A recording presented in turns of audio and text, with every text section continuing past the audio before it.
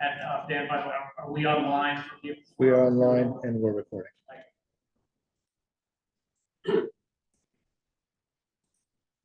Okay, can I have a motion to approve the minutes? I'll make that motion. All in favor, please, aye. Aye. Aye. Ayes have it.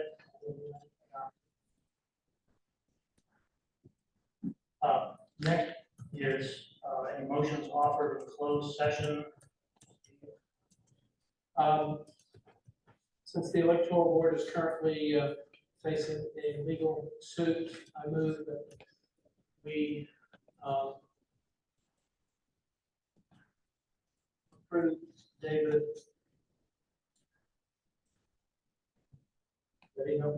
Corrigan. I was getting Kerrigan. That's the wrong name. Corrigan. David Corrigan as our attorney. All in favor, please say aye. Aye. Ayes have it. Motion adopted. We're now off on to announcements. I'm going to make some announcements. Failed to introduce ourselves as we start, and particularly to introduce our new registrar. So I'm going to start off with the people at this table. I'm David Newmeyer, who chair the electoral board. To my left is Steve Troxel, vice chair, and to my right is Betty Wood, secretary. Dan Pence is our new registrar, only advised the board last month. And Dan, if you want to say any words of introduction to the audience. Just want to say thank you for your appointment, and I'm looking forward to doing as good a job as I can for the city of Lynchburg and for the voters. Thank you. And to your right is. I'm sorry. To my right is Julie Brown, Thank you. who's assisting in the office. Okay, thank you very much. Okay, now the next item is announcements. Are there any other announcements? None. Okay, thank you. Registrar report. Go ahead, Dan, please. Sure. So I have prepared a document you have in front of you that picks up some of the things that you have expressed interest in the past. There's some items in which will be in greater detail in future reports, but I wanted to at least begin with an outline of the type of report that I would like to issue every month, and we'll get your feedback after this meeting as to this is the format you like or how you would like to have this presented. So we're going to talk about voter registration, summary of that, a little bit about the budget. We're going to just be looking at what's been approved for fiscal 2024 right now. And we'll dig into next time the cost, the actual projection versus what we actually spent in 2023, fiscal 2023. Plan for next election, and David, I believe you asked for a little bit on that. And I have a list of ongoing projects. Some of them are in the agenda today. Some of them maybe are things that we talked about and just we haven't proceeded to closure on. And when we get to that, if there's items in that list that you think are ready to be closed, you can let me know that. And then finally, just some recommendations I have for the board as registrar. So we have Lynchburg voter registration statistics year to date in your packet as the next page. You'll see where we are so far this year. I still have to put in the statistics for June. This comes from a number of different or several different various reports. So still finishing getting that put together for you, but up until May, this is the statistics for voter registration for this year so far. Sure. I want to let our audience know that Dan actually had prepared a PowerPoint for us to view today. Just like we forgot the electoral board meeting at our last meeting, somehow the technology PowerPoint did not show up here. Yeah. So we're looking. Those of us have paper. We have it, but we meant to have a visual for you. We do not. So that's a problem. And depending on how the board wants to approach this, I'm certainly willing to put the registrar's report online along with other documents every month. So that would be great. Okay. So So the other statistic from the voter registration that was asked for by Betty was registrant counts by locality as of July 6th.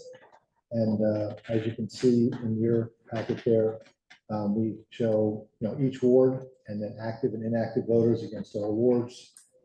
Military, overseas, federal are all broken out. And we have a total down at the bottom.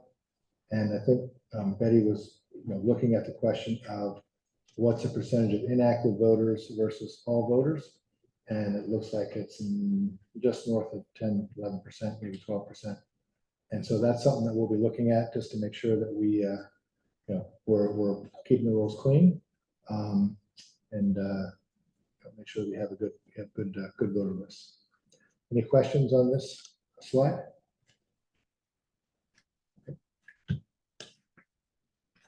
I put into the packet the registrar's department budget. It's on 2 pages. First page is the registrar's office. Second page is the electoral board's office. I don't think it's, this is public information. It's within the city budget. So anybody who goes to the city budget just has to find the page that has the registrar's department pages that have the registrar's department on it. I just tried to put this into one spot so it'd be easy to see. Don't have a lot of comment on this other than to say that we are basically, we applied for additional headcount. The city turned us down on that. And so we are basically at the same headcount, one full-time headcount funded mostly by the state and 2 funded mostly by the city. Other questions on this slide? I did someplace in here.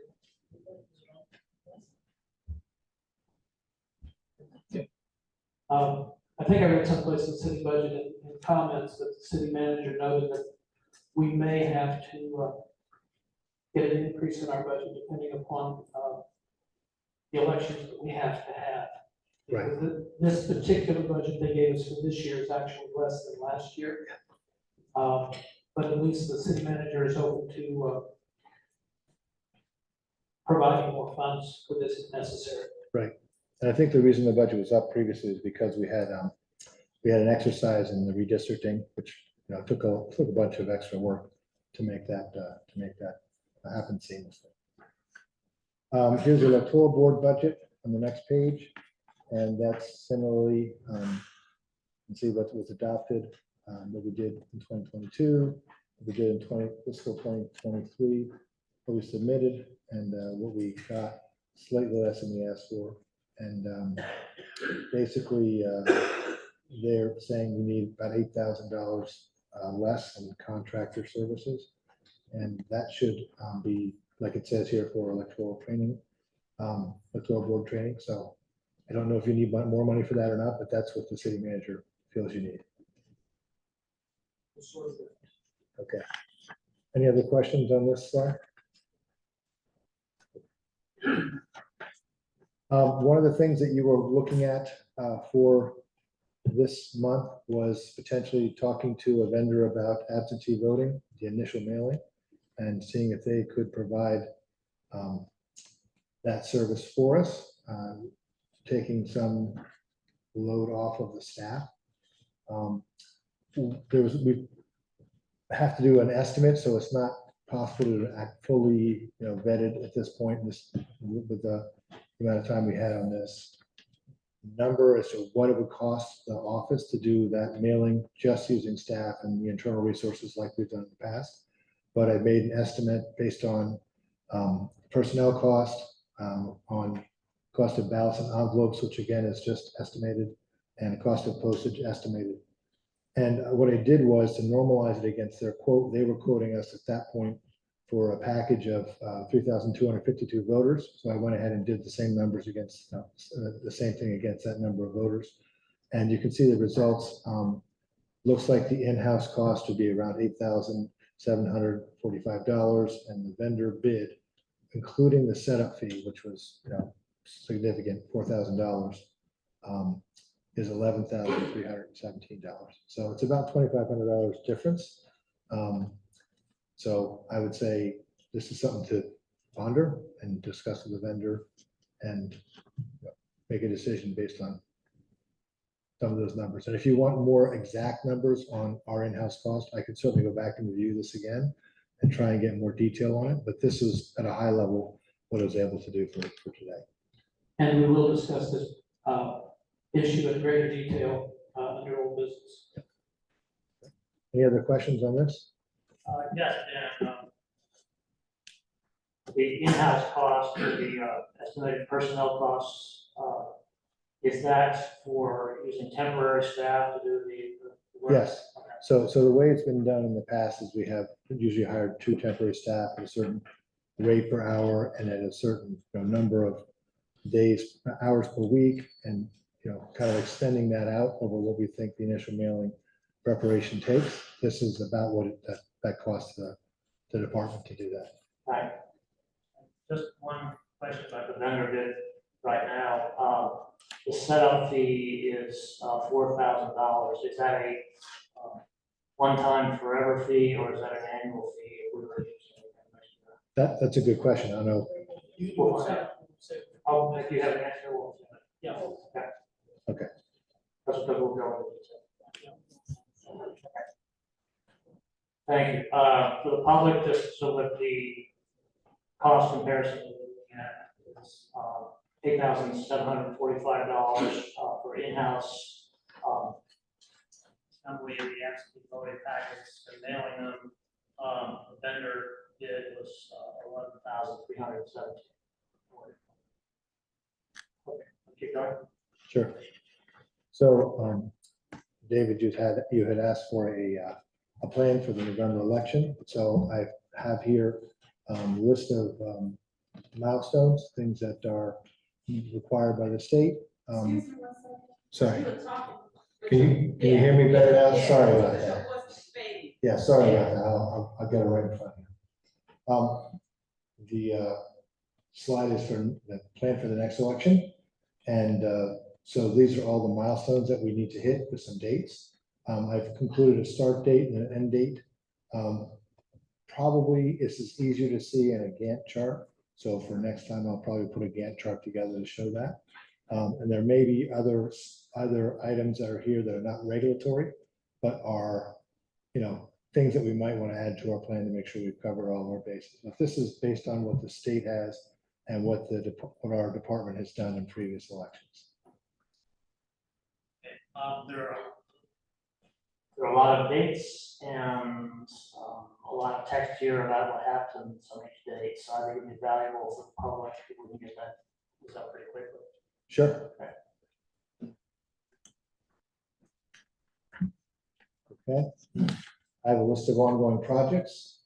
These are just things that have come up in previous board meetings. And on my list, they're marked as still open. If you have decided not to take any of these up any further, we can take them off the list. Or if you would like to pursue them more, or some of them are under my name, you see on the left-hand side is a column that shows who's the owner. Some of them are EB Electoral Board, some of them are registrar. But I just want to make sure that they're all kind of in the list that we're working on. So if there's anything you see in the EB list, EB category, and you want to close it, we can. But right now I have them open. And some of these things I think we should not try and deal with all in one meeting because they're a little more comprehensive. But I want to make sure they stayed on the list and we didn't drop them. Can you just describe what the project names are? Sure, absolutely. So we have the computer system security program review. I believe you guys have actually completed that, right? So that actually will move into closed status. We have a project to install security cameras for the office. I have an update on that. I think you have that further in your old business, so I'll update you then on that. You are working on a separation of duties document for the electoral board and the registrar. I think that's in progress, but not completed. We had a monthly report of voter changes that you were looking for. I think we've added what you're looking for to the report. Tell me if I do this every month, if that's satisfying that item. So that can be marked closed. We had a conversation earlier on in the year about beginning the electoral board meeting with prayer. So I didn't mark that off. I wasn't sure if you want to pursue that or if you're ready to close that. Electoral board manual update. I know you have a manual that you've been reviewing and kicking back and forth. I think that's still an open item though. We also need to do the Disability Law Center Access Survey, it's the ADA survey. And we need to go to all precincts and check the precincts to find out, confirm that they're ADA compliant, or if they're not, determine what's missing and how we address that. There's an exercise on the registrar's plate to do electronic poll book destruction. We do have a hold on that because of federal funding. So we need to get Alex permission to move forward with that. So that's still holding until we get that. The vote by mail services, this is what we just had on the list and we'll take up further in the meeting. Also the election manual, another manual that we've been looking at, not completed yet. Polling place security. We do need to send a letter to elect confirming that electoral board is signing off on the security of the polling place. I just got an advisory about that a few days back. So that I think we should combine with our other walkthroughs of polling places in terms of just doing all the work, making one trip and doing all the work. And the last one is that voting equipment walkthrough, which I believe you guys completed today in a closed meeting. Any questions on those? A lot of things to still consider. So, my colleagues want to take up any of these today, or should we save them for? I think we're gonna take care of a couple of them today, so let's, as Dan suggested, spread them out, look at the two today that we're gonna look at today, and pick up the others as we go along. I don't see anything on here that's particularly time intensive, and possibly be a security camera grant. That is excellent. All right, thank you. Keep Okay. going, please. And I have my last page in the deck is my recommendations to the board from the registrar. We received, just as I was coming into office, EO policy, which was taken up by some other electoral boards and other jurisdictions. It looks like the general concept is pretty good to establish, how we handle election officers, transitions and situations that occur. I think some of the language in there is things that you want to review in more detail. And so I think that's probably important to do before we finalize the electoral board manual or some of the other manuals, because there is some interaction between, I think, that policy and what some of those other manuals might say, or it might become part of a manual. So. But exactly what is this proposed election officer policy? I think you have it in your mail. I think there was commentary that.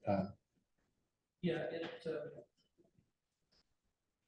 was something that I think Christine said, this draft was March 24th, so we looked at it before. I started through it earlier yesterday and got about this far and decided that I would be happy with this.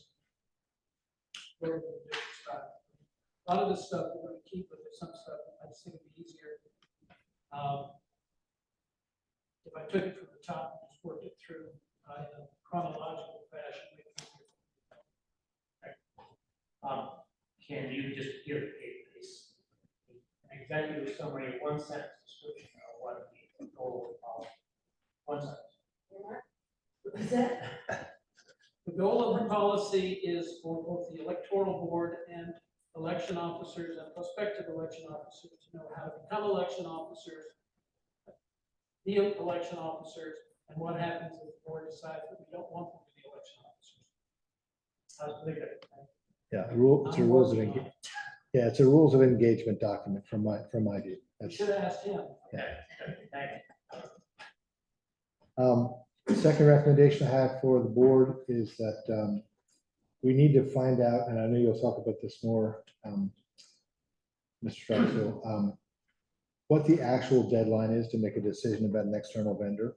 I know they would like to have an answer by the 21st. We should probably make sure what our time frame is so we can figure out what we have to do in between now and then. if you're looking for me to do a more detailed deep dive on costs on our side, I just need to kind of know how soon I have to do that and what I need to do in order to do that. I think we'll discuss it when we get around to the Portland issue, and we can take care of all of that at one time. Another thing I want to mention is that we do need to do polling place site visits. I think there was some assignment of electoral board meeting members to polling places to divide up the work among the board. We need to just double check that, revisit that, make sure you're all comfortable with what you're assigned to. And then I'll need to make appointments for myself and, whoever is joining me for that particular polling place to go and do the ADA check, to do whatever security things we need to do in order to send out a letter to elect for all those polling places. Also, it's been mentioned to me by Christine that the polling place agreements that we have there may be a little outdated, so we might want to look at that before we go speak to whoever is responsible on the other side about those agreements and maybe update them. I haven't done a deep dive on the polling place agreements yet, but we should have a look and make sure that they specify the relationship the way we want it to in 2023. And the city has an ADA coordinator. I think we discovered the city doesn't have an ADA coordinator, is that correct? Someone told me that we do not have a city ADA coordinator, so we're pretty much gonna have to buy the equipment. Shouldn't be much. Fish scale, so we can check the weight that it takes to open the door. A tape measure, which I would bring with me on mine, to check hallway width and curb height and those types of things. It's my understanding the city does not have an ADA coordinator. There is a checklist that we need to go through to sign off. So the checklist, by looking at the checklist, you probably can determine what things you need to bring, what tools or whatever you need to bring. The tape measure is probably a primary tool to figure out what we might be missing in any of these places. I'd be more comfortable with this process if you work with someone who is knowledgeable and has done it a lot. Could you check with the elect to see if they can offer a resource? Yeah, absolutely.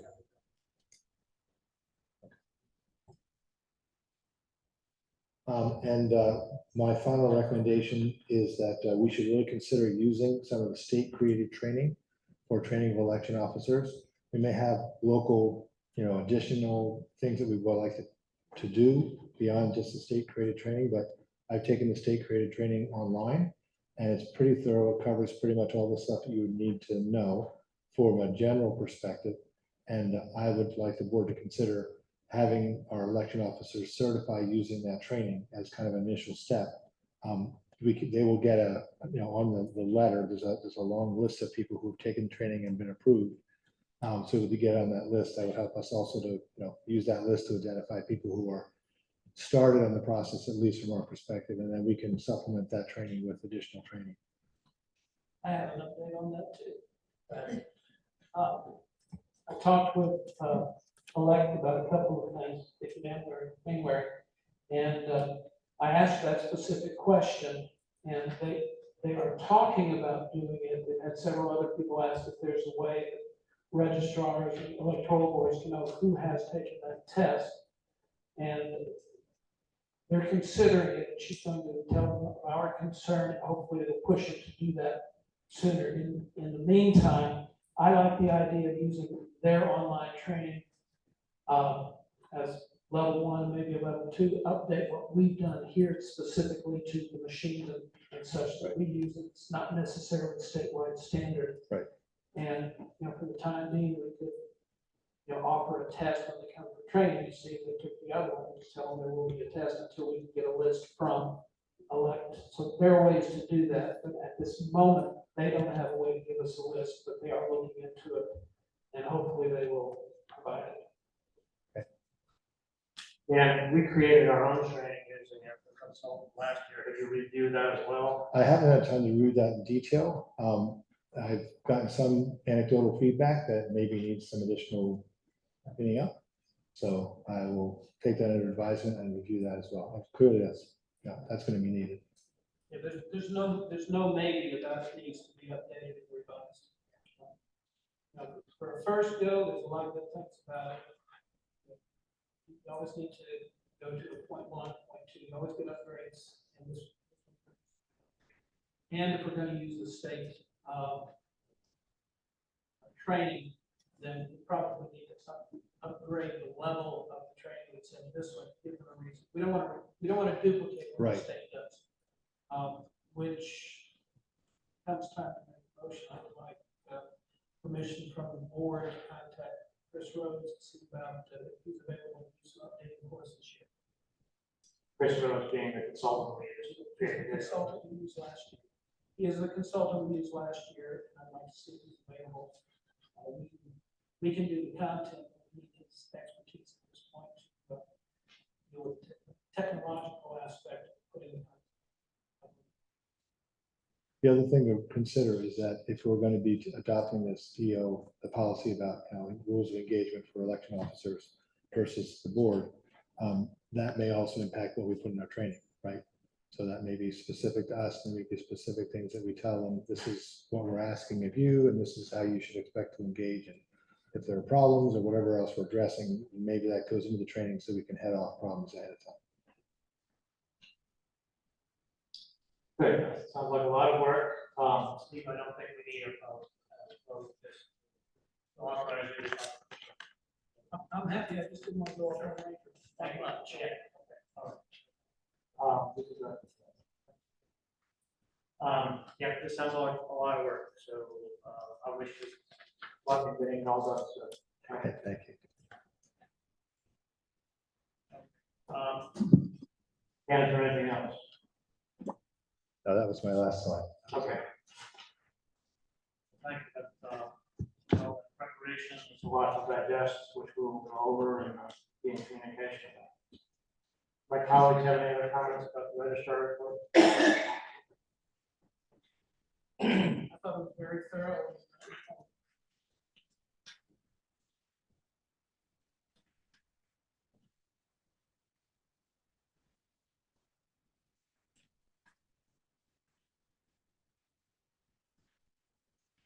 Our next item is to, within the registrar report, is to review the voting security system plan, suggested edits, and approval at future electoral board meeting. That would be this meeting. Okay, the language is left over. Are we ready to proceed with that? I don't think I've seen the original report, all I've seen is the changes to the report. I'm going to suggest that we do it in about 2 weeks.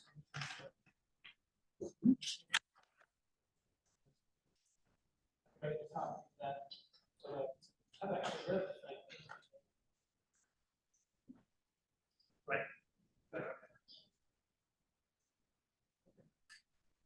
Okay, without objection, and we'll table that item.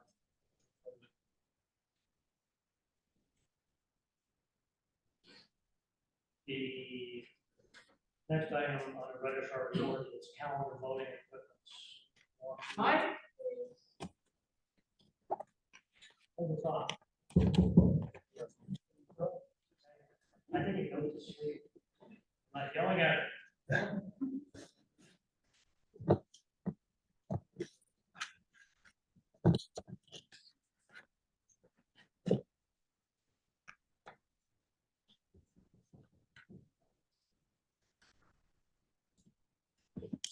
Calendar voting equipment walkthrough, which is something we just did prior to coming over to this meeting. And that's is that on our whole business agenda? Steve, you were saying we should move to whole business?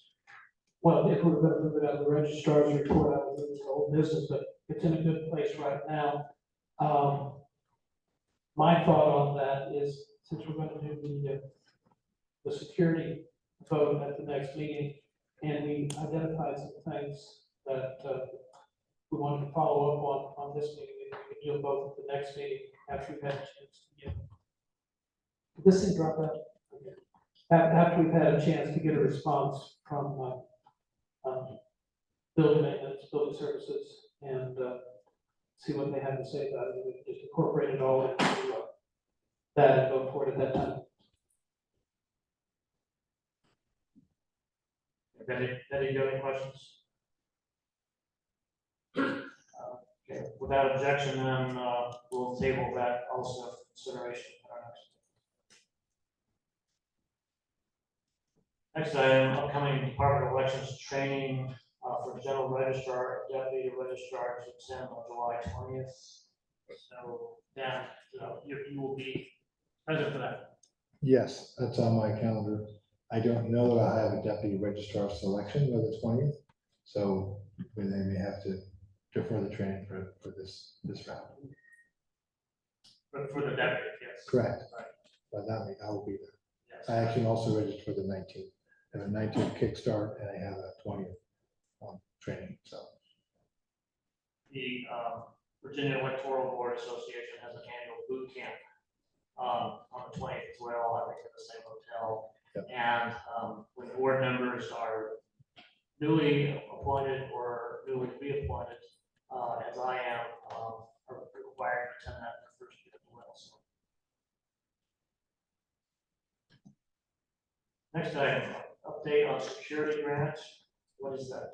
So we have a security grant application that's out right now under consideration. And the open item that we had on that was to get what Jamie Finney recommended. I got a quote on that.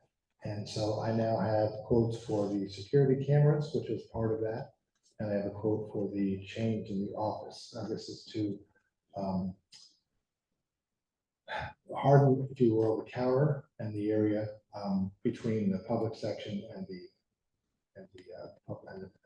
rest of the office.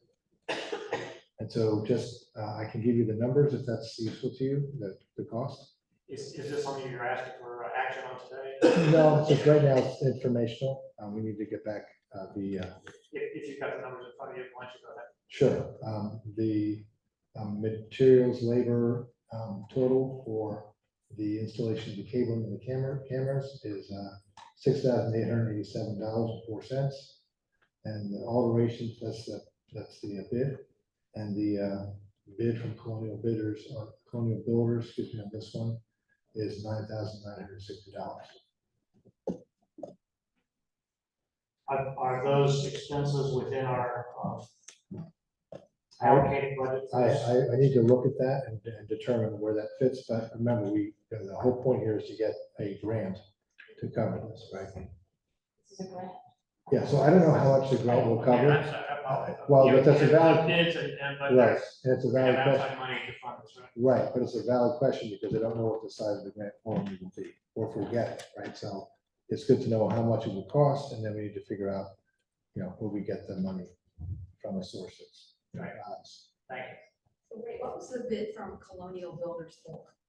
So this is for counter, so I can read you the description. It says finish, trim, build, and supply approximately 21 feet of counter barrier 4 foot tall, which consists of Lexan materials to cut in, pass through, and speaking hole at 3 to 4 locations. What was the amount? And that was $9,960 for that.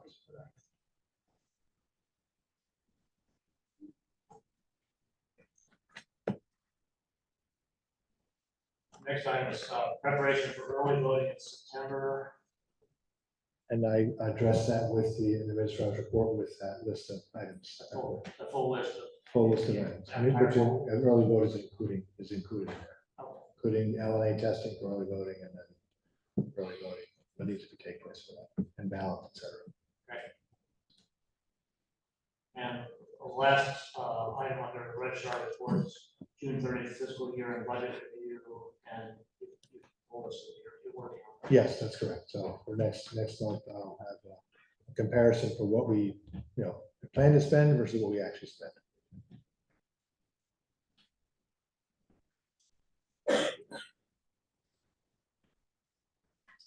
Questions from my colleagues, the registrar?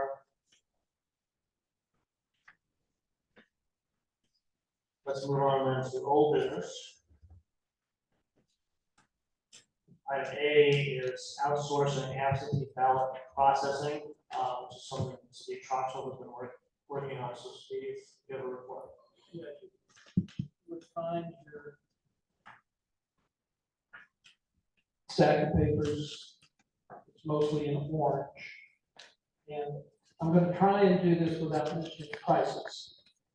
Because I don't think it's fair to any vendor to mention prices in a public meeting until after they get the contract, which these folks do not.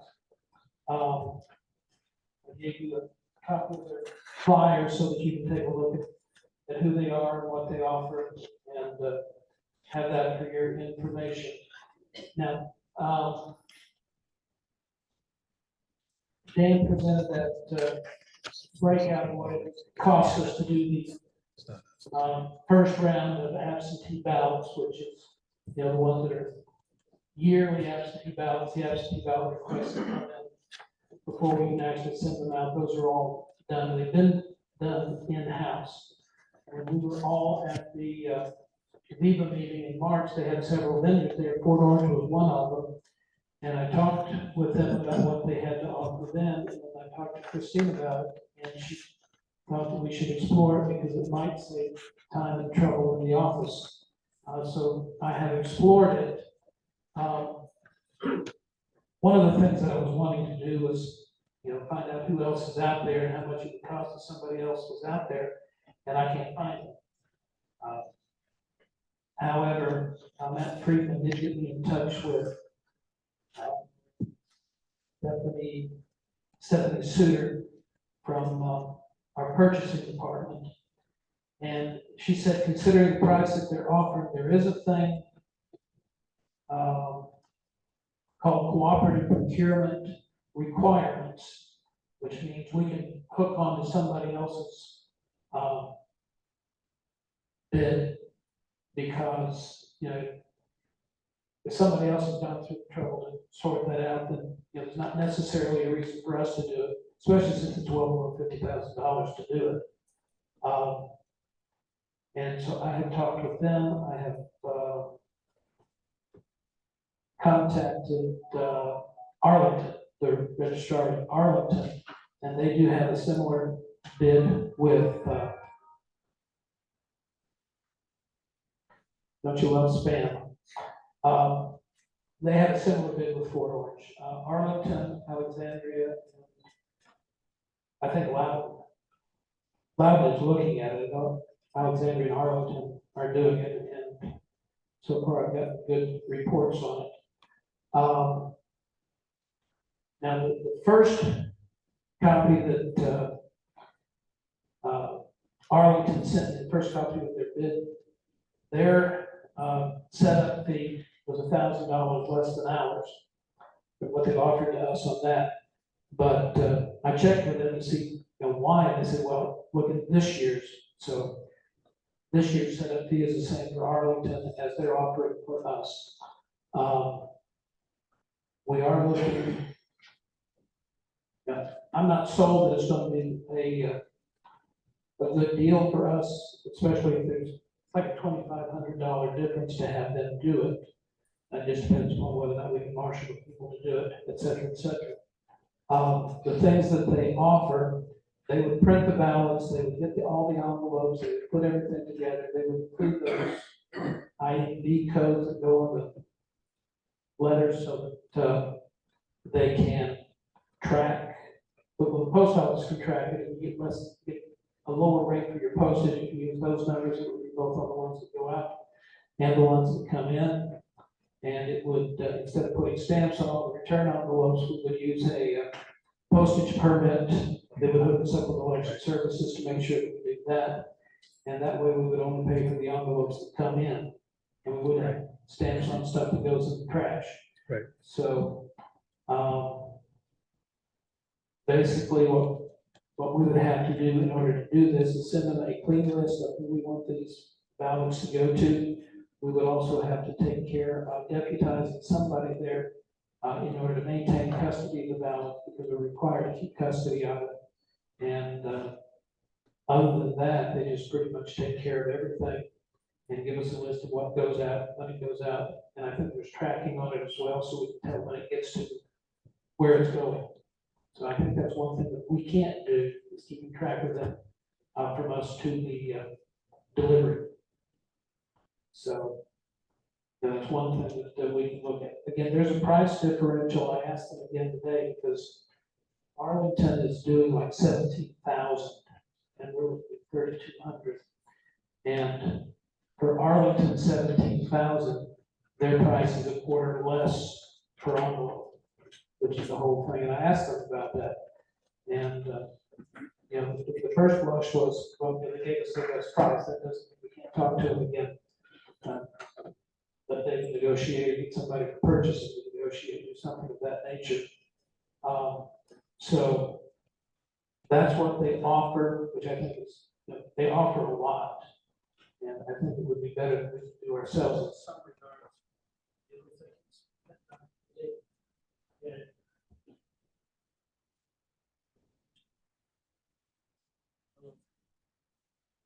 Hello, There you go. if I talk so soft that the microphone can't hear me at this distance, I've got a problem. I do. I told my wife that 42 years ago. No regrets. Okay, anyway, so I think they have a lot to offer, possibly more than we can do. It would cost us more. We just have to determine whether or not the cost is worth it or whether or not we can negotiate them down. You know, I got a first refusal today, but if we come back and say, you know, we need to still talk about this, I don't know whether we can do it or not. So far as the fact that we don't have other bids for a one-time deal, Stephanie said that we could probably go ahead and do this if we wanted to do this because we are using a vendor that has been vetted and tried by other units in the state. There's also, just for the record, section 24.2-602 says that there's an exemption for certain ballots and election materials, and I think I put a copy of that in your paperwork there, so that we don't necessarily have to do that for election materials, don't necessarily have to do that. So we could do it legitimately, legally. I don't recommend it as a long-term practice, but when I was talking with Daniela Van Vet, earlier this year, she said, well, they would need to know something by third week of July. And I said, well, July 21st for drop dead date. She said, yeah, July 21st would probably be about as late as we want to go if you're going to do it this year, which is another reason for us to have another meeting before the end of the month so that we can make a final decision on this. And I have brought you all of the information. I think I also, at the back of this, I think I gave you the Arlington bid from last year, which was in October, and then the one from this year, which was in February, which shows the $1,000 increase in the setup fee.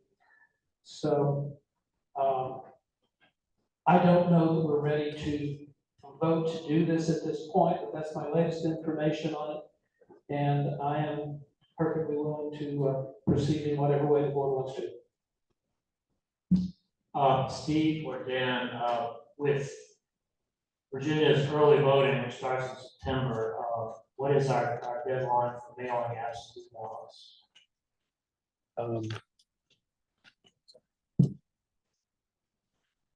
We should be about 2 weeks in front of that. We'll sit behind it. Let's see. So roughly very beginning of September. It's in September 22nd. Okay. That's the first day in person in our. Where the absentee ballots have to go up, They have to be out by that date. they have to be out by that date. So we'd want to actually send them sooner and to make sure we have everything done by that date. Steve spoke about needing them to send a clean list. And you spoke in your report about looking at inactive voters to keep our rolls clean. Could you describe exactly what that process involves? I mean, right now, we have a number of some mail that's been returned as undeliverable, and we need to go through that and make sure that the voters that are not reachable are marked as inactive, and then potentially remove ones that we know are not. Have you reviewed the statutory process for inactive voters? I have, but would need a little more.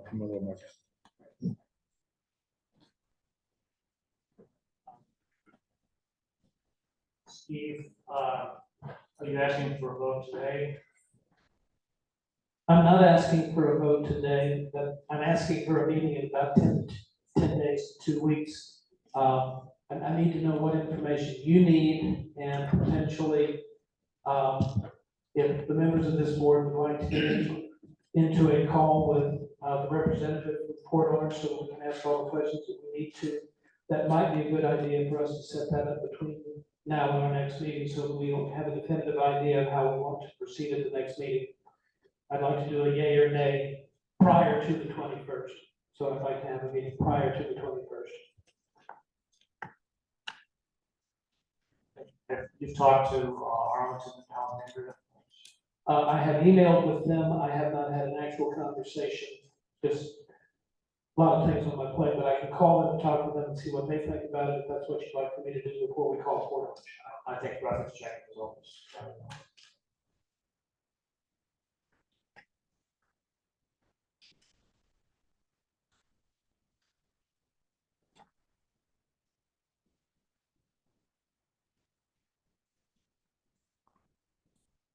In that case, I move to table this until our next meeting.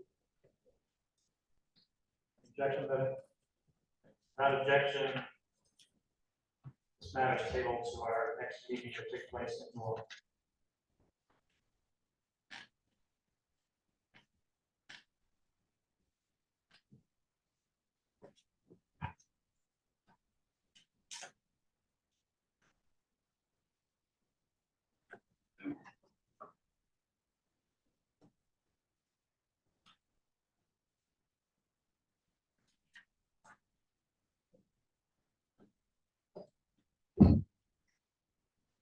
The next item of old business is disability law center access study. I think that's something we've already discussed with visual inspection. Our electoral process, hopefully for somebody. I don't see any reason to discuss that further right now. Then we have some old favorites under old business. Review and approval of electoral board manual and of officer election manual, and I think we are ready to do both of those today. Actually, no, I think we still need to do some editing on both of those today, or between now and then. As I said, that election officer policy that should be in probably both of these is something that we need to deal with. And there's a lot of stuff that I think is going to be approved as is. But there are some things that I would like to have time. I'd like to take the time to go through that election officer policy and get it in, make those changes that I'm envisioning and send it to the board that you look at it. We'll just kind of round robin it by email and then bring it up to the next meeting and hopefully approve it then.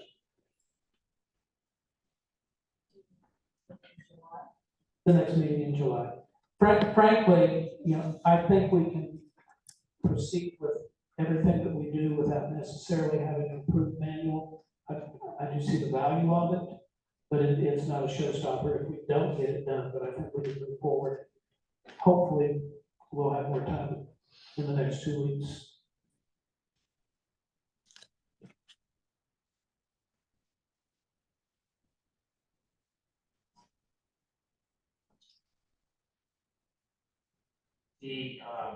We've had the electoral board member manual before us for about at least 6 months, I think. Then a list of minutes sometime in the spring, which I think Amy Mayor responded to incorporated. Yes. So, and I'm in agreement with all those. I reviewed it again this morning. I think we're ready to have one.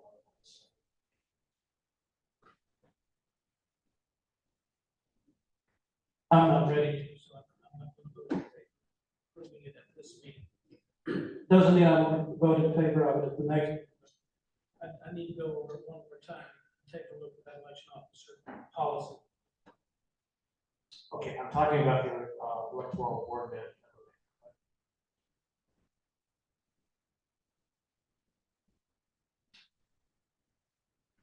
I will, if you're not ready, we will table it one more time, but I really, we've had it before so many times, I think it's time for us to take action, so. If the two of you want to vote in favor of it, you know, go for it. You don't have to have, I would abstain on it if you decide. Hey, what would you like to do? Sorry for the break to the next one.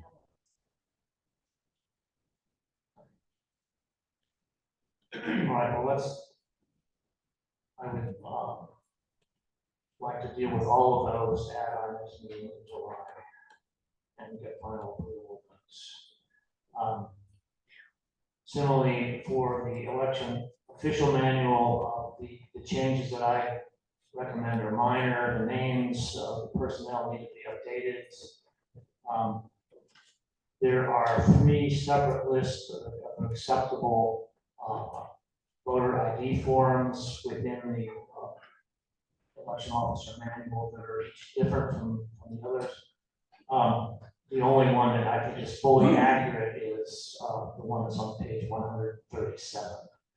So I'm going to propose we remove the other list of voter IDs, universal IDs, because I'm missing some things. So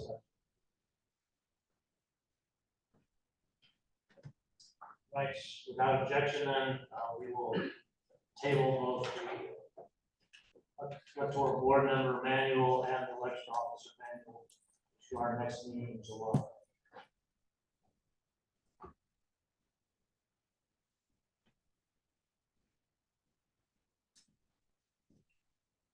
Next item is new business and question of whether and when to hold the August board meeting. I previously said that I will be out of town on the scheduled August board meeting day, the first Thursday in August.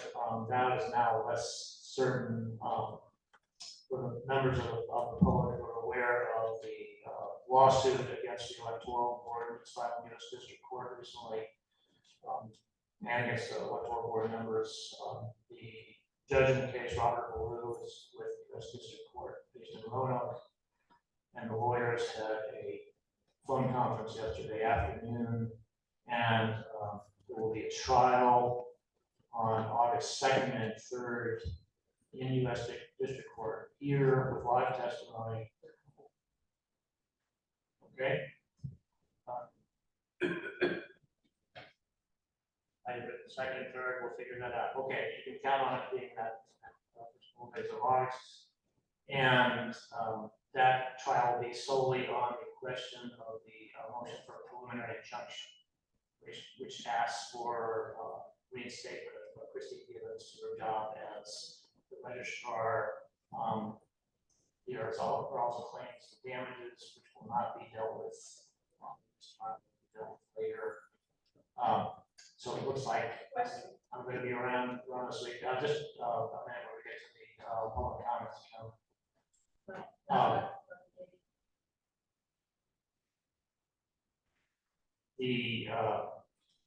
But I'm not sure that we will want to have an August meeting.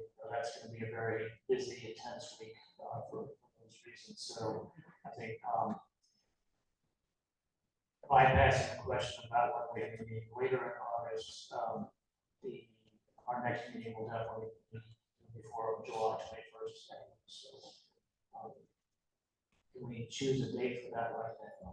Is that possible?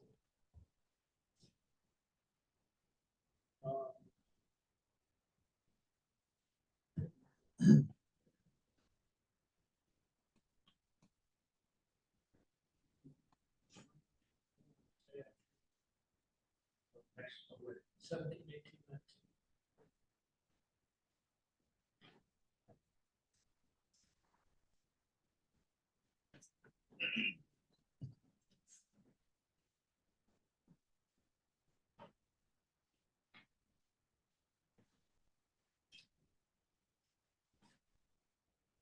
phone is giving me total calendar view that I've never seen before. It says I have nothing going on. You know, I mean, it's it's not possible, so, all right, I apologize, we'll have to schedule this, actually.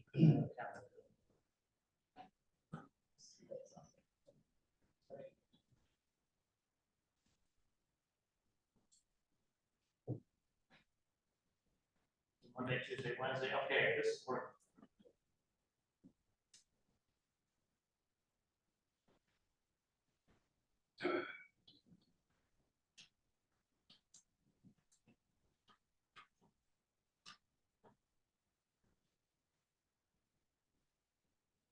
Definitely out of town, so.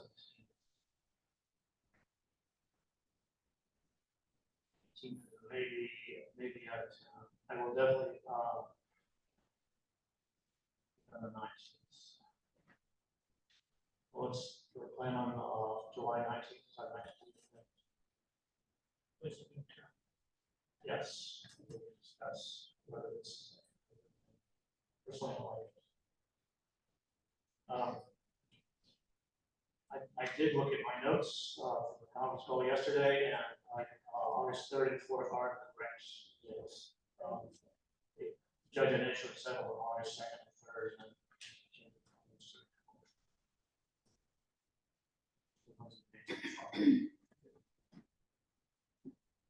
3rd. All right. I think we are ready now for public comments. Oh, I'm sorry, here we are under old business. Go ahead, Liberty University. New business, there we are. Okay, folks in the audience can't see it, but if you look on Dan's report, Ward 3 Precinct 2 has 2,190 active voters, 2,161 inactive voters. That happens to be Liberty University. And they are getting a new president, so I made an appointment to go over to talk to the Executive Vice President of Strategic Partnerships and the Director of Government and Community Relations over there, just to talk about, what we can do about the voter rolls over there, and also to introduce Dan to them. And I had originally, wanted to just do a courtesy call on the new president, and we had the meeting before he took office. But when I got over there, we had a conversation with them. They really want to improve student engagement in the governmental process. They want to improve student engagement in voting. They don't like some of the things that have happened where there's 400 same-day registrations. And a lot of people that show up as inactive and not allowed to vote, although they should have been able to at least do a provisional ballot. And That is not true. If they're inactive, they can't vote. We're not going to take interruptions from the floor, and we do not follow rules of procedure, so thank you. at any rate, I went over just to see what we could do about maximizing voter participation. And they talked about several things that they would like to do, ways that they can make it better for their people to vote. And one of the things they asked was, can you have a drop box over here? So I have been researching the concept of a drop box at Liberty University. I talked to Vicki Manwaring, and she sent me a section out of the GREB handbook. 7.7.9 is drop-off locations, and 7.7.9.3 additional locations. You may establish additional drop-off locations within your county or city as you deem necessary. Drop-off locations must be accessible on public property unless located at a polling place, which Liberty is, and compliant with any other criteria set by the Department of Elections. And we can have either manned or unmanned locations, and we're looking at, with the folks from Liberty, secured drop boxes, which means that you don't have to have somebody there 20, all the time if the drop box is available. You can have a very durable, safe-like container. There's a page and a half of requirements for the Dropbox. It does need to have a security camera, which Liberty would provide, so that it would have a security camera on it.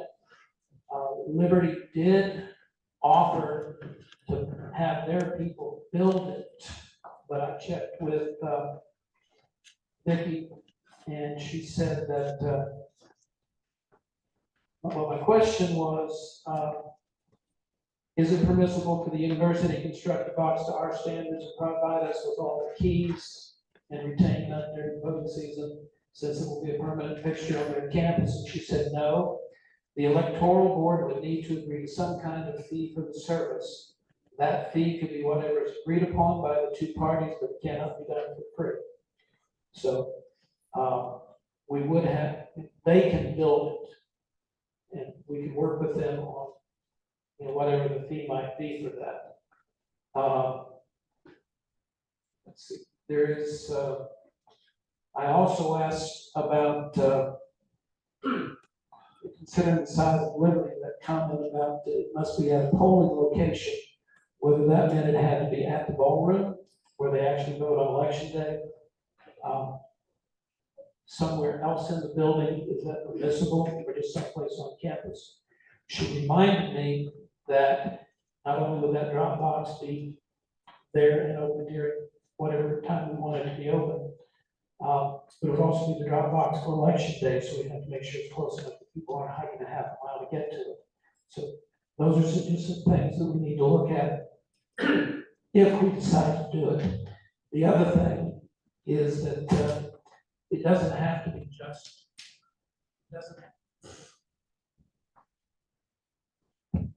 hello, this one just drops out. I think it likes it.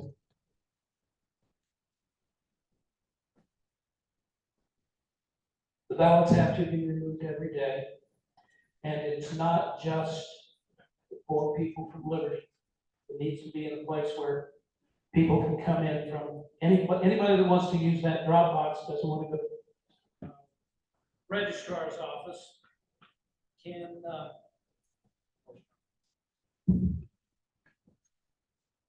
this will work any better, sounds like it. Anybody can come, and they can be from Bedford, Amherst, Campbell, elsewhere in Lynchburg.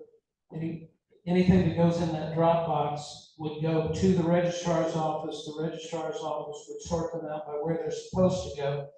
I mean, even Virginia Beach, but the problem with Virginia Beach, for example, is you got to get it there before absentee ballots have to be collected there. But it would be something that could be used. They were the ones who requested it, and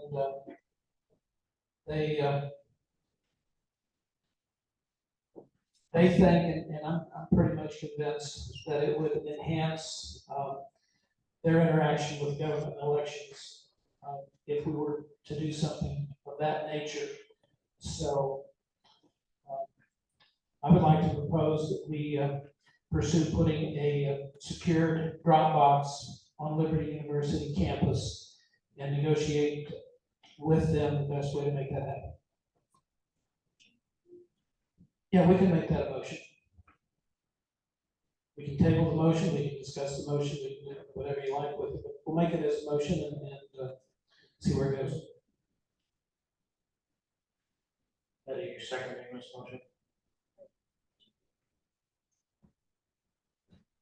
that we enter into an agreement with Liberty University to place a secured lockbox at their polling place for use in elections. Secure drop box, secure drop box.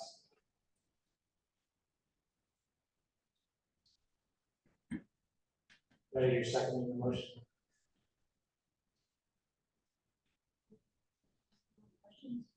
And, this is just to put it on Yeah, the so- table. If it's not seconded, there's no point in discussing it. But if it is, I just, as you know, I like. Okay, that's fine. So you second the motion? Yes. I'm curious, what's the mechanism by which a Dropbox would encourage participation? So that's encourage what? I mean, how does a Dropbox promote participation by students? Their comment to me is that students, because of their various schedules and the other sort of things that they have to deal with, don't always have the opportunity to get to the polling place on that day. The other thing is that when you've got people. That's respect to your.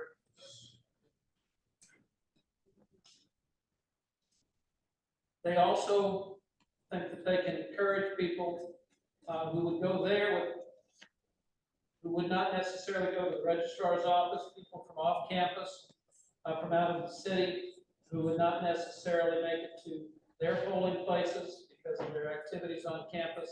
They just think if we make it easier for them to vote, by putting a secure drop box there, that more of them would be able to participate than can participate under the current circumstances.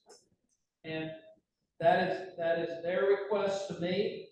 I see value in it, and that's why I'm proposing that we pursue this with them to see if we can make all the arrangements work so that we can do that. And remember, it would be a location that can be used by anybody that wants to use it. It's not strictly a Liberty University thing. It can be used by anybody in that end of town, out in the county, visitors to campus who are voted. I doubt the visitors would bring their ballots for that. But faculty members, people that just, it's not always convenient for them to get to vote. That's why we do 45 days of early voting. That's the reason for it, is because people need the opportunity to be able, as much opportunity as possible to vote. So if we're going to have 45 days of early voting, and we've got somebody that's willing to go to the trouble and to ask us to provide them with a means to do what the 45 days of early voting is supposed to do, and that's make it easier for people to vote, then I think we should pursue it. Steve, will you define what you mean by pursue? Does that mean approve it with this vote? I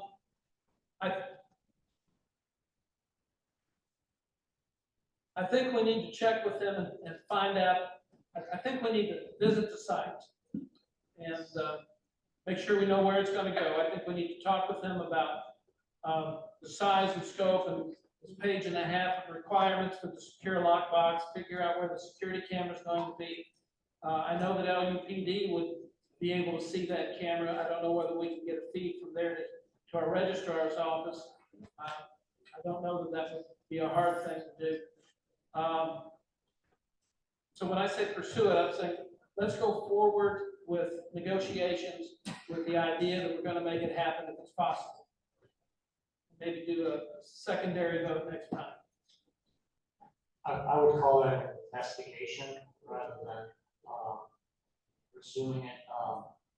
I'm not comfortable in voting on up or down because we've got a lot more information about details, and particularly about the impact on staff for watching a camera feed, for visiting the poll every day to pick up what the contents of the lockbox.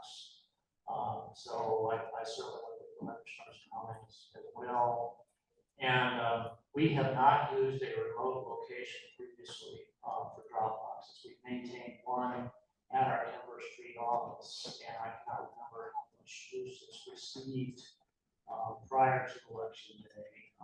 It received some, but I'd like to see that one of the things that we looked at, but we stayed away from the concept of remote location because of these exact concerns. And so I just like to know a lot more. So if you were willing to amend your motion to say that we should investigate this and act further at a future meeting, with that, I'm not comfortable right now saying this is something we should pursue. Consider my motion amended, make sure that he understands the change order. Okay. All right, is there any other discussion? Okay, all in favor of the motion, please say aye. Aye. Aye. Motion passes. I believe that concludes our new business, and so we've now reached the section about public comments. I want to remind the public that we, at our meeting last month and also the previous months this spring, we've discussed our rules of procedure for public meetings, and just remind people who would like to speak that we are here to address ideas and procedures and policies, not individuals, and to show respect to the people that we're addressing. And I would also welcome comments about this room as a future meeting place. Our meetings have been attracting large enough audience this year that I think we need a larger room than the Greater Lynchburg Transit Company where we've been meeting in. And city council chambers were made available to us last month by the city manager, but that was to be a one-time use. And I find this space attractive. It's big. It's got a stage and a sound system so everybody can see and hear us. And I believe it does not cost us. I think the city department does not have to pay anything to use this. Mentioned any money, and I think I've read that somewhere. So I like it, but I mentioned leadership here at public comment. Just want to remind everybody to sign in. We have 2 sign-in sheets that were down here in front. Just want to make sure everybody signs in for that record.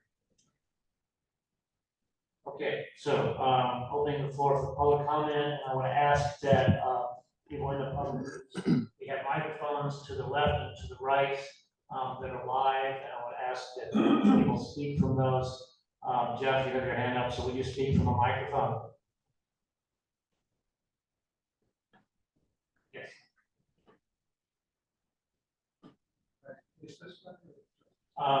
Whichever. You want to, it's not easy. Depends upon who you're addressing. Look at Mike Brown. Not that it's pleasant, but go ahead. All right, is that, can everybody hear me? Yes. Okay, I'm Jeff Rosner, and I am the authorized representative of the Lynchburg Democratic Committee. With all the changes in the election office, it may be time to look ahead. But if we do look ahead, it does not look good. The current status of both full-time deputy registrars is unclear, and they and their expertise may be lost as the election office workload increases. So the question is, will the office be ready for early voting, which starts in September, and absentee ballot processing? Now, this is not meant to criticize the new registrar. He did not make the decision which led to these conditions. That decision was the electoral board decision to replace the previous registrar. Now, the advertisement of the registrar position says, quote, previous experience in a registrar's office is strongly preferred, unquote. Presumably, that means satisfactory experience. Yet, one of the 4 applicants interviewed on May 12th had been terminated as Buckingham County Registrar by the Buckingham Electoral Board 3 days earlier, on May 9th. The Lynchburg Electoral Board should have known about the termination and the reason for it. Then, the Lynchburg Board voted 2-1 to appoint a new registrar with no experience in a registrar's office and no electoral experience of any kind mentioned when he was introduced by the board vice chair. Today's agenda includes outsourcing of absentee ballot mailing, which may help with the workload, but it presents a different problem. Return service by the Postal Service must be to the election office, not to the contractor, because some absentee ballots may be returned as undeliverable.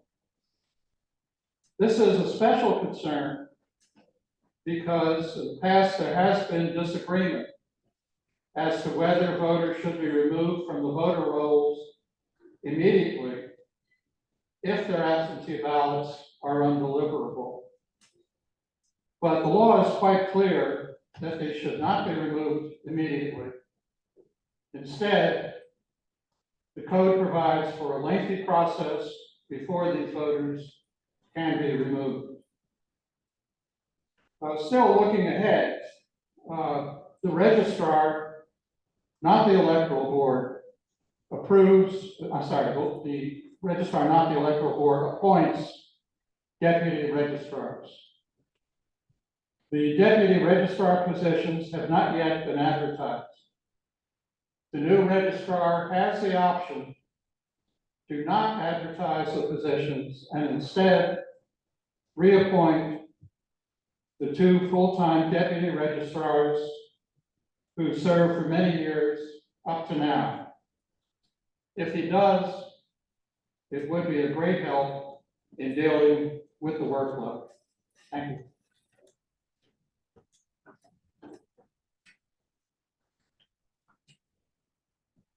Are there other comments? Carolyn?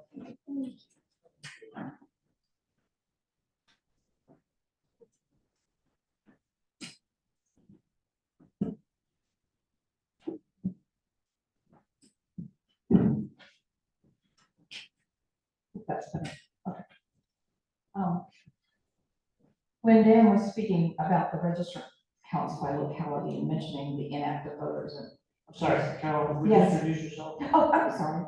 I'm Carolyn Shreko. I have been around registrar's offices and voting in Lynchburg for a very long time. So, Dan, when you were talking about the registrar's counts, you mentioned cleaning up the rolls. You were going to look carefully at the inactive voters. I am assuming that you are going to follow to the letter of the law, the rules in the Code of Virginia and as outlined in the GREB handbook about the processes for handling undeliverable mail, which says that you make a confirmation mailing to that person and then it goes through a process. And it is not a fast process, it is a long process. I have seen those inactive numbers get very high. 2,000 for Liberty is actually quite small. But we have your assurance that you will follow the law. Absolutely. Thank you very much. I had another question when we were talking about security grants for the office. I know that there was also letters made available to various precincts, letting them know about these security grants being available. And I believe they were sent out. I just wondered if we had had any response or anybody, if you knew of anybody who had requested one of these grants. Since I've been in office the last 3 days, I've not seen anything. I would need to go back and look at the records to see if anything else came in. particularly Heritage Methodist was evaluated and discussed, Okay. as well as sending that same letter to all I'll of the check. precincts. And finally, the thing I wanted to talk about is the idea of a drop box at LAU. Drop boxes, for everybody to make sure that we all know, they deal with absentee ballots. So there is the whole process of requesting an absentee, going through the application process, receiving the ballot, filling it out, and then taking it to the drop box. That doesn't seem to me to be in a more efficient way than going to early voting at the registrar's office or going to the polls on election day. That's pretty much what I want to say. I don't think an drop box option is a very good idea. Thank you.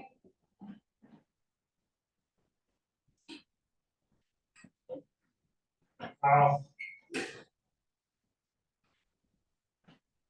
Good afternoon, I'm Carl Hutchison, and today I'm representing Dr. Warren Cardwell, president of the Lynchburg Voters League. Just to, sorry, are you speaking on behalf of the voters? of the Voters League. Thank you. Just a couple of items that have crossed my mind. One has to do with the drop box.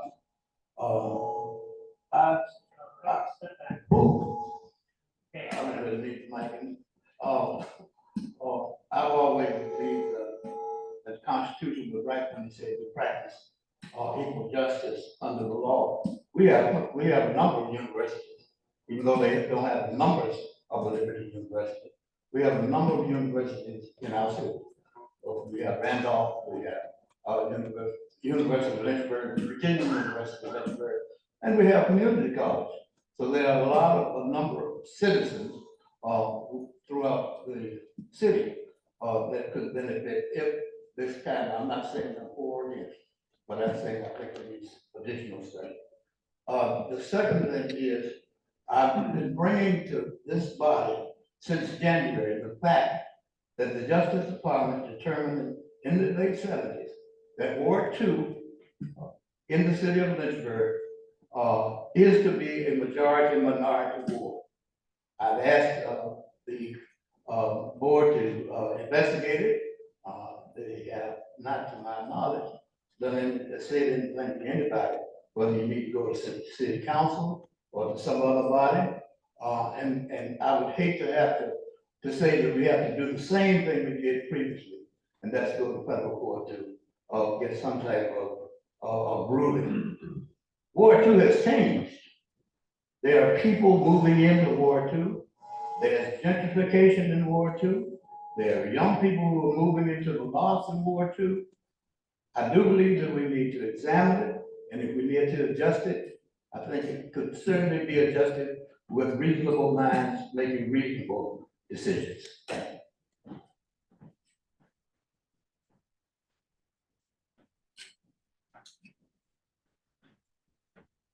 Does anyone else like to be heard? Sir, would you come down to the microphone? Can you hear me without the microphone? Okay, try it. I just, it occurred to me when, Could you identify yourself, please? oh, sorry, Peter Separati, a student, I'm a citizen and election officer, and I'm just really interesting to see have you come to meetings for a year and a half or so, how things coalesce and how things are enhancing in the registrar's office in the city of Lynchburg. I happy I'm involved. I just wanted to make a point that someone mentioning a Dropbox for Liberty. If someone mentioned that the Dropbox was for absentee ballots. Now, if absentee ballots are mailed out, they're mailed out with a return envelope in, are they not? Then the proper Dropbox for that is the mailbox on campus. So I don't see why you have to go through a rigmarole, cameras and everything else. They can just drop it in the mailbox and it'll come back with its own. Simple. Thank you.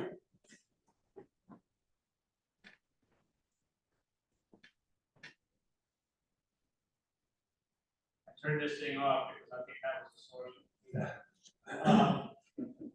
Anyone else like to be heard? Sure. play something. Sure. My name is Malcolm Miles. I'm a resident of the city. And first of all, this was my first year this past cycle serving as an election officer. And I was really happy to have had the opportunity to be part of a free and fair election.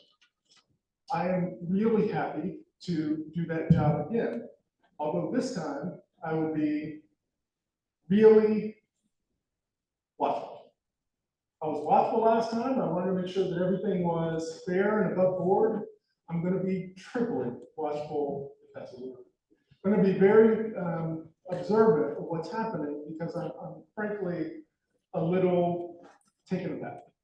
Earlier, the new registrar said, and I'm sorry, I can't remember your last name, but Pence, Dan Pence. Pence, Pence, P-E-N-C. Mr. Pence. Mr. Pence said that we would be cleaning up the voter rolls. And I really appreciate the comment that was made earlier. I assumed that that meant that this would be done according to the law, but I'm glad that we have asked for clarification because that's very important, obviously. But I thought it was very interesting that we talked about cleaning up the voter rolls until it came to Liberty.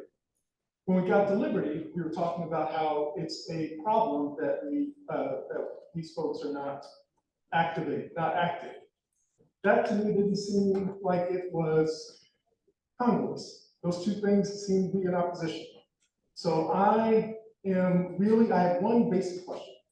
Was this private meeting with a very, with an interested party in the city of Lynchburg? Was this part of a large outreach effort that every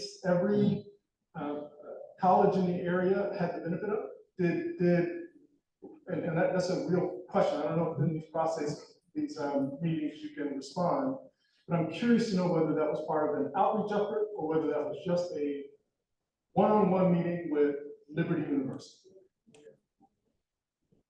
Yes, sir. You want me to answer that? Please, yes. You want me to absolutely. speak to that or no? How about if I answer after? Okay. Okay, your microphone. I have a mic. Do you want me to speak to that or no? If you'd like to, yes. Do you want to speak to it first, Doc, or no? I will speak to all of these questions that are, well, not all, I will speak to ones that I think I have an answer to after public comment is done. If you're willing to wait till then, I'll be happy to address your questions. Sure, absolutely. I'll defer.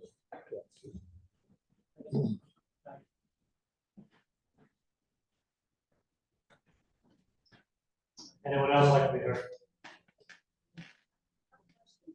Can you come to a microphone? Oh, yes. I don't think I did come to my car, no. Yell from the back, if you'd like. If, Excuse me, what is your name, please? Oh, my name is Elsie. Yes, Elsie. Hello. Yes. Where did it go? Malcolm, I think if Malcolm is gonna say that, I would like to be a witness to hear what Malcolm, what your answer is for Malcolm, because otherwise it won't be exactly fair for him to be here and I have a witness.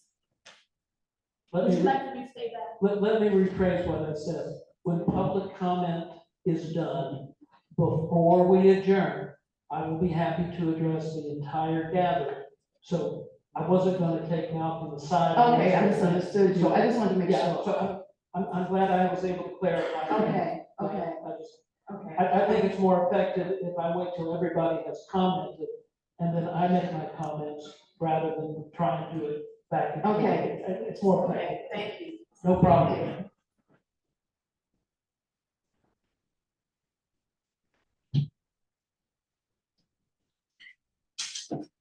Anyone else? I don't know how many more, but I just gotta say something. When you said come to the mic, I hope everybody can hear me. You identify yourself? My name is Reverend Alex Cunningham, and I'm in Ward 2.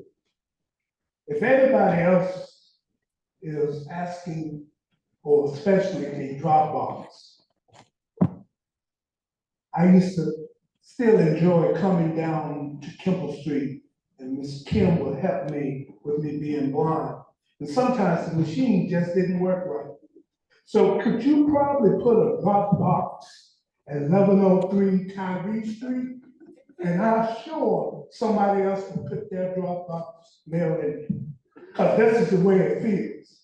We are catering to one when we should cater to us all.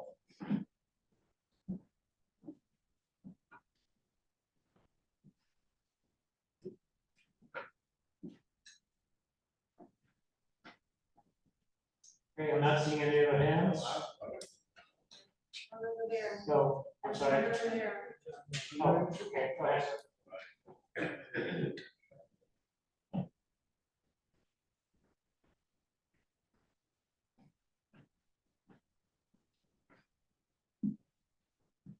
My name is John Vassar from the Bellevue neighborhood, Republican committeeman. I just wanted to clarify just to put the student, possibly to deal with the student issue. When these students get there, and in the future, I want to make sure I'm not talking about from this point forward. When the students, as a university professor, this is an issue that goes to my heart. When the students get their absent ballots sent to them in their hands, it's got the return envelope on it, the address and everything on it, their address, and it's got a stamp on it, right? And that's the way it's gonna be for the future. So all they would have to do, it's like a little kit all in itself. Then all they have to do is go to the little mailbox, you know, because I know they're all over campus, I see them everywhere, and put it in the mailbox. Is that, so in the future, it's gonna be just like it was in the past. So they could do that. And this may, all the colleges, what do we have, 5 colleges, universities here? And I think, yes, 5 of them. All of them historic, I believe. I think they're all historic. And what we could do is, that really puts the issue to bed, because I assume that all these colleges, I haven't been to every one of them. They've all got mailboxes on them, right? Okay, I think that's, they all do. And I think that may put this whole college issue to bed, and save us a little money to boot. Just from the old professor, okay? Thank you. All right. Anyone else? Now I'm not seeing anyone else. And, Steve and Dan both indicated they wanted to respond to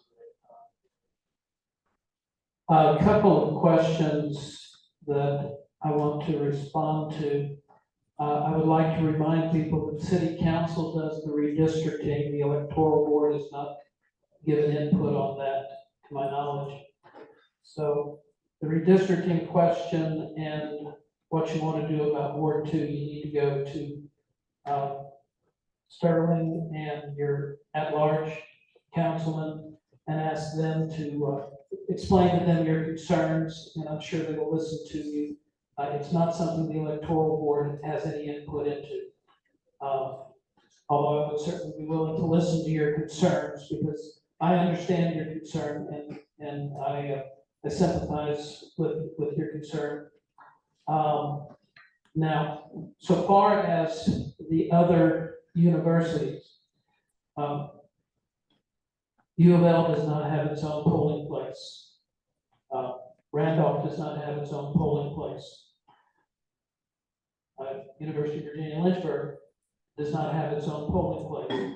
Liberty University is big enough that it has its own polling place. And in the effort to, you know, we've got a precinct there, the precinct is not very effective, they've got a new president there. And basically, I went over to talk to them about what can we do to increase voting on campus so that that polling place, so that that precinct is still effective. In the process of trying to do something to help with a particular precinct that has its own polling place, they were the ones that asked if we could do something about a drop box. And so I researched that so that I could give them answers about that. I brought it here today to put it on the table for the electoral board. as soon as U of L and Randolph and the other colleges in town become precincts in their own right, I would say, we can offer them the exact same thing. If you remember, the additional locations have to be on either public property or at a location that has a polling place. So because of that, that's why Liberty is the only one that has been given or has been, is under consideration for that, because it has to be at a polling place if it's not on public property. So that's why we're dealing with Liberty in that. And so far as cleaning up LU rolls, I brought that up as well. I said, you've got a lot of people that are on the roll that are no longer here. And they suggested that they would be willing to have us work with their alumni office to locate people that are on the rolls but are no longer on campus, and try to track those people down, find addresses, figure out where they're registered to vote, and that way clean up the rolls. So it's not a case of trying to keep people on their rolls. I was a chief for 7 years. And I don't care what party you were, I never asked who you were going to vote for. If you were supposed to vote, I wanted you to vote, and I did what I could with numerous calls to the registrar's office with people that we had questions about, to see to it that people who were supposed to vote were able to vote. And we did things by the book the best way that we could. I would call, and they would look up stuff, and they would say, oh, this person's supposed to be here, that person's not on the roll, deal with them with this, deal with the provisional ballot. So I always tried to make sure that people who were supposed to vote voted, and people who weren't supposed to vote did not vote. And that's my approach when I talk to Liberty. They've offered help from their alumni office. And,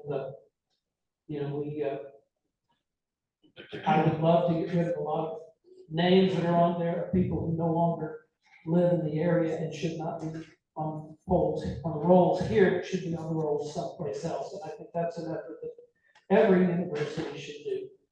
And we don't allow public comment now. Well, that's why I was asking the question earlier, because I wanted to talk during my time. If you would allow an exception, I would like to ask a follow-up question.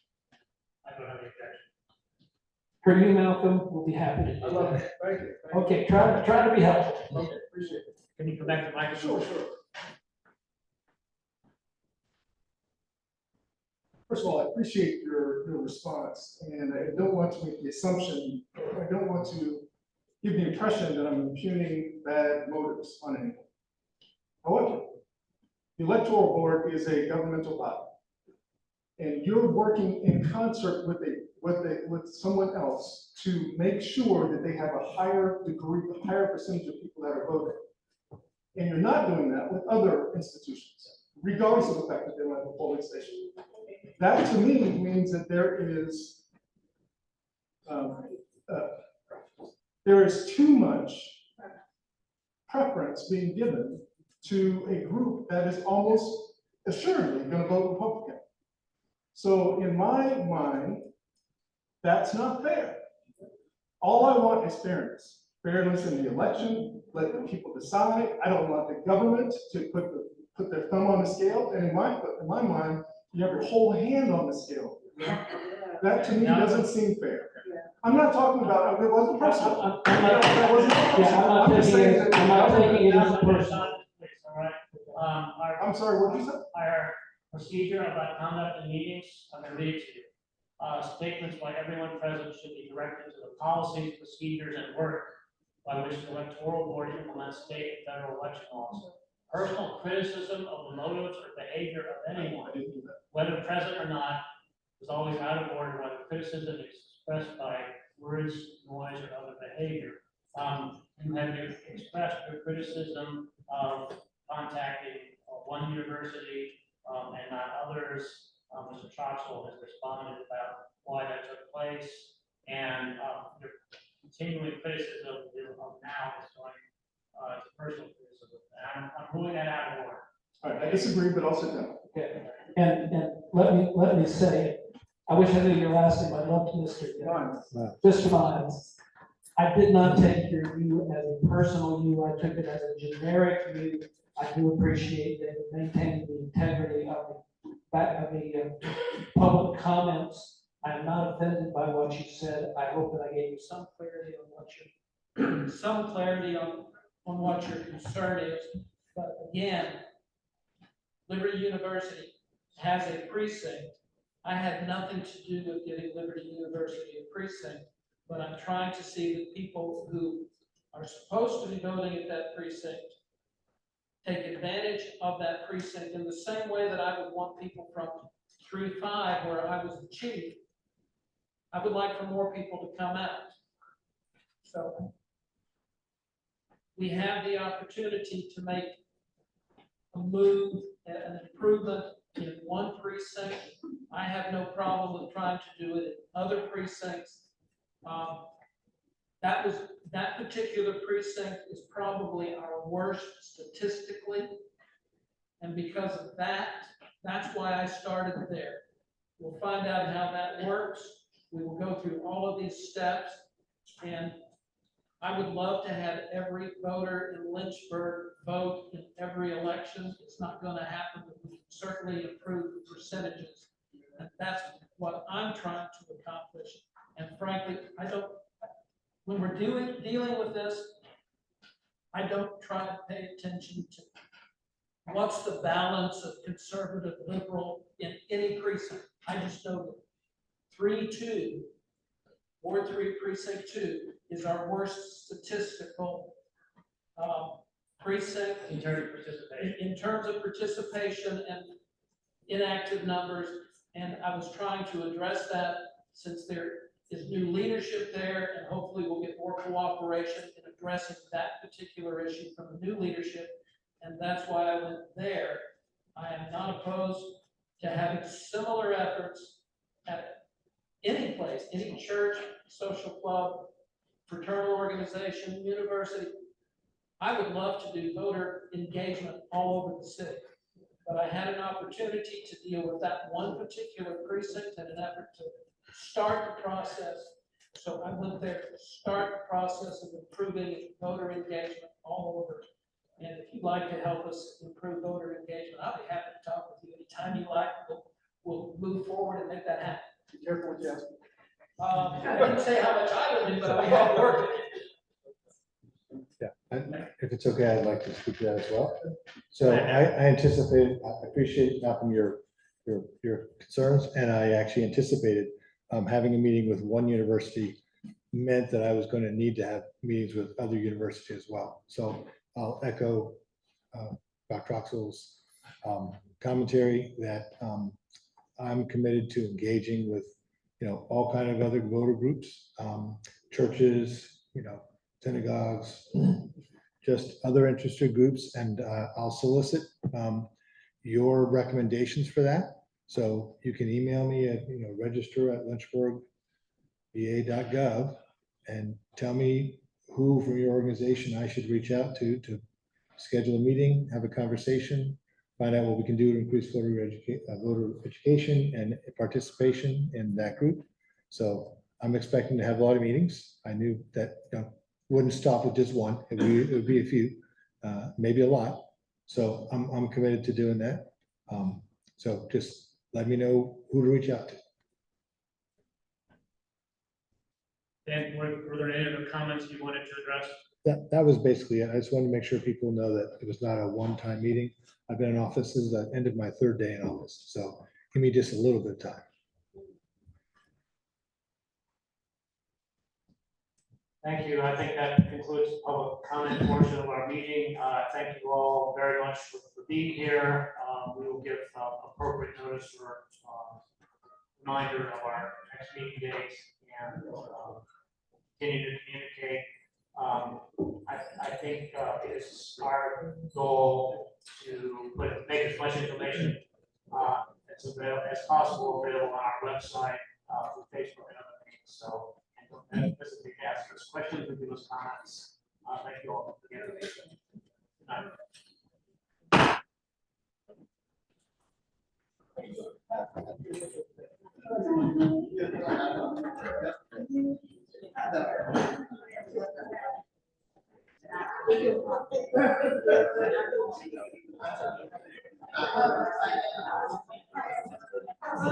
Thank you very much. Appreciate your time. Yeah, absolutely. And I think that's something that's on everybody's mind, so you might as well put it on the table and talk about it. So I thought it was good. That's fine. Thank you.